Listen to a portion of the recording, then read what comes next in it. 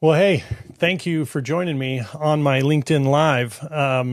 This Thursday, I appreciate it. I'm touching on what we refer to as the Afterthought IRA and why elite advisors haven't really seen this strategy. So let me start by describing a reaction I've now seen repeatedly because that reaction is the reason for today's live. In two very different rooms with two very different professional audiences, we watched the same thing happen. The first was a group of highly sophisticated advisors, people who work in complex planning environments every day, people who are not easily impressed, people who have seen more strategies than most of the industry ever will. The second was a former insurance producer who had been extremely successful. He exited production entirely and now manages wealth for high net worth families alongside attorneys and CPAs. Different paths, different perspectives, and different incentives. The exact same reaction. They both stopped us in mid-sentence and said, almost verbatim, "Wait, what is that? How have I never heard of this?" That reaction is what we're unpacking today. Because when very smart people with deep exposure to advanced planning all share the same blind spot, the question is not whether the idea is valid. The question is why it stays invisible.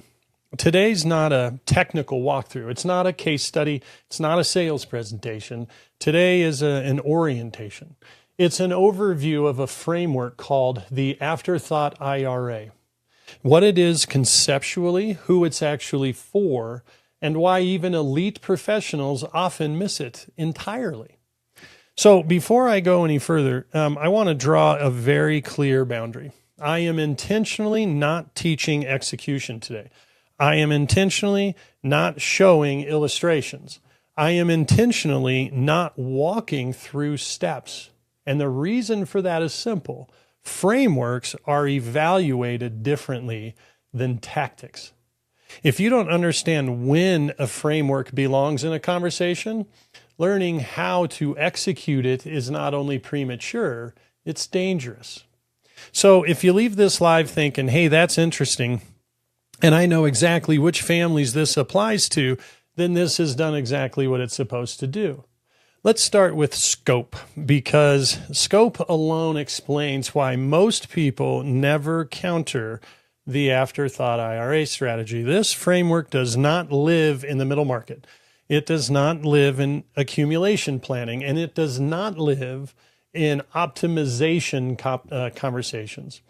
This strategy only appears when a family is clearly inside a taxable estate.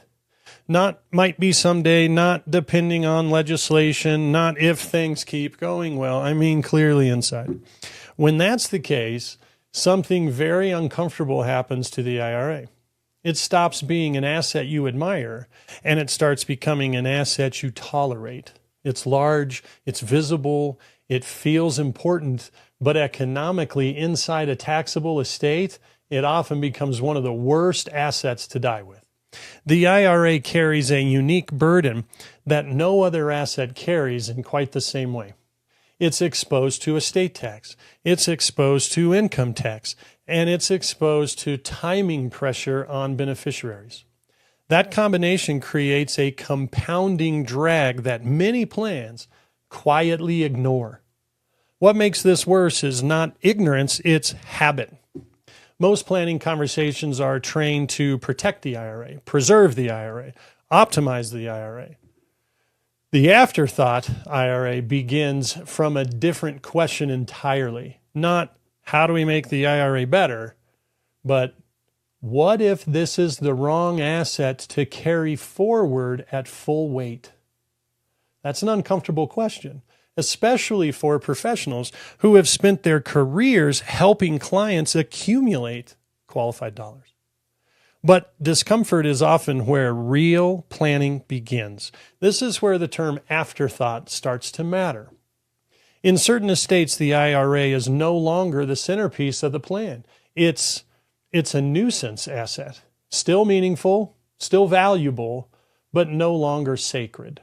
And when you allow yourself to think that way, new conversations become possible. Now, here's the sentence that causes the head snap. And I'm going to say it carefully and only once today. This framework connects qualified dollars, defined benefit planning, and irrevocable trust planning in a way most professionals never see in practice.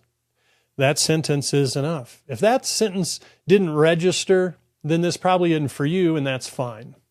But if that sentence made you pause, if it created a cognitive friction like it did the people I mentioned at the beginning, if your instinct was, I know all three of those, but I've never seen them used together like that, then you're exactly the audience this live is meant for. Now, let's talk about why even elite advisors miss this, because this is the part that often gets misunderstood. The Afterthought IRA is not hidden because it's aggressive.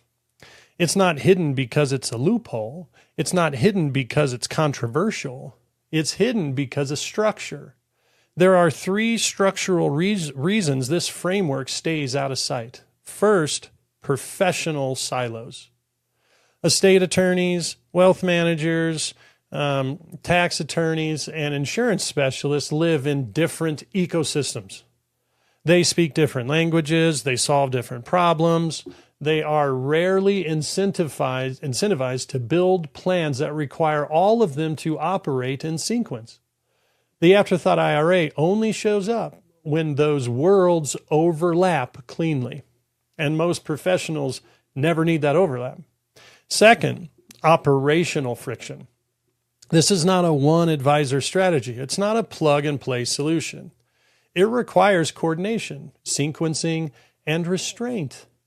Most advisors never need to develop that muscle because, most clients never qualify for the conversation in the first place. And third, exposure bias. If you do not regularly work with families who are undeniably inside taxable estates, this framework simply rarely, if ever, presents itself. It's not rejected. It's not debated. It's just never encountered. That's why the reaction is virtually always the same. How have I never seen this? Now, the answer is almost always because you didn't need to. Now, let's talk about what the Afterthought IRA is not, because this matters just as much as what it is. The Afterthought IRA is not a product. It's not a silver bullet. It is not a tax trick, and it is not universally appropriate. It's a framework. And frameworks live or die on execution discipline. Two professionals could agree entirely on a strategy and still arrive at radically different outcomes based on how the structure is designed, explained, and ultimately implemented. This is where things quietly go wrong. Many advanced strategies fail, not because the math is wrong, but because the story collapses under scrutiny. If you cannot explain the outcome in plain language to a skeptical attorney, the strategy doesn't belong in the plan. If the death benefit behaves in a way that feels unintuitive, trust erodes. If the path from problem to solution feels murky, professionals disengage. This is why the Afterthought IRA belongs before illustrations, not after. The illustration doesn't justify the framework. The framework determines whether an illustration should exist at all. Now, I want to share something candidly because it's important for credibility. When I first began encountering the Afterthought IRA cases, my reaction wasn't excitement, it was a little bit of skepticism.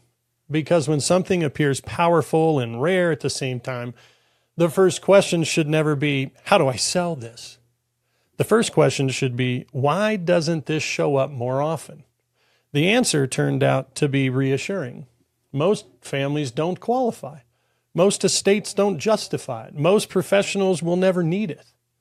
That's not a weakness, that's the filter. The Afterthought IRA is not meant to scale broadly. It's meant to fit precisely. That's why the professionals who do encounter it stop and ask questions instead of immediately accepting it. They sense that, hey, this isn't something you stumble into accidentally. It's also why this is a Thursday series and not a Tuesday one. This conversation is not about trust repair, like my Tuesdays. It's about structural awareness. Over the next several weeks, these Thursday lives will go deeper. We'll talk about who qualifies and who definitely does not. We'll talk about where designs break down. We'll talk about why certain versions are harder to defend than others. And we'll talk about how professionals lose credibility when execution outruns understanding. But today is just about awareness. You cannot evaluate a framework you've never seen. And you cannot dismiss something responsibly if you don't understand the problem it's designed to solve. So I'll close with this. If you're an estate attorney, a CPA, a wealth manager, or an advisor, and you regularly work with families who are clearly inside the estate tax zone, and you've looked at a large IRA and thought, whew, this is going to be ugly when they die, then this framework deserves your attention. I'm not saying it's right. I am saying it is worth understanding. If this lives in your world, message me the word afterthought. I'll send you a one-page overview and the screening questions we use to decide whether this even belongs in the modeling conversation. Next Thursday, we'll continue. Thanks for spending time with me today.